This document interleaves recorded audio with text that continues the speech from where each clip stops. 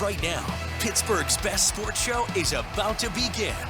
Call us or tweet us. We've got things to talk about on the Ireland Contracting Nightly Sports Call, powered by FanDuel Sportsbook. It is a busy night here in the Fan Cave and in 93.7 The Fan. This is the Ireland Contracting Nightly Sports Call. Bob Pompeani, Andrew Fillipponi at your service tonight. Call the Bordas & Bordas hotline. It's 412-575-2600. We got big news concerning the Steelers. We have a Pirates loss to talk about, and Jacob Trouba's at it again. But Andrew, let's start with Aditi Kinkhabwala. First to report that the Steelers apparently have come to a conclusion about the replacement for Kevin Colbert. Aditi does great work. She always has, and it looks like Omar Khan with Andy Weidel being the assistant, and he's a Mount Lebanon native coming over from Philadelphia. I think all of us who know Omar Khan know of the great work he's done as a capologist, so this looks like a pretty good tag team. Well, is it just two guys?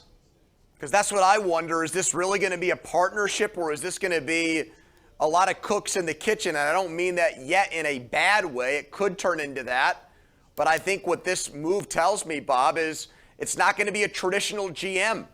It's not going to be a scout who's somebody who cut his teeth looking at players and analyzing players.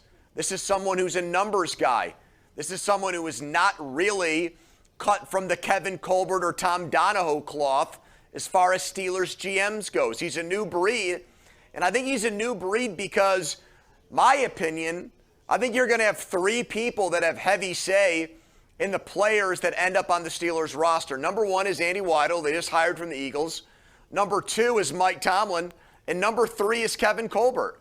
So I think with Colbert sticking around in some capacity, Tomlin's involved in the draft process, and now they've got a guy that did pretty good work in Philadelphia.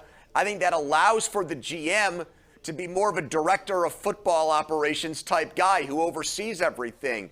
But I think that's because they want input from multiple people as far as the player procurement process goes, Bob. Yeah, I think that's a pretty good assessment. I think it is something they believe in because they've operated that way. I mean, Colbert and Tomlin together have always worked well, and they've used input from a lot of different guys, including Omar Khan. So it may not be a traditional kind of hiring, but I kind of like the fact you say too many cooks in the kitchen. I get that because typically it's one person.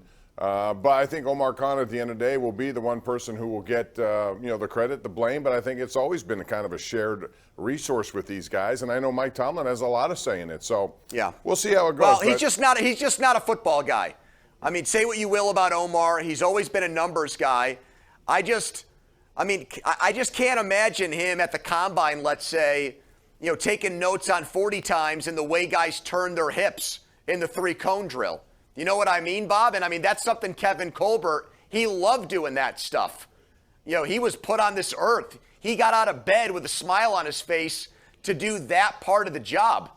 And I just don't think that that's Omar Khan's background. That's all. No, well, maybe that's why Andy is here. And also under Kevin Colbert, he relied on a lot of their scouts, Brandon Hunt included at the time, and many others.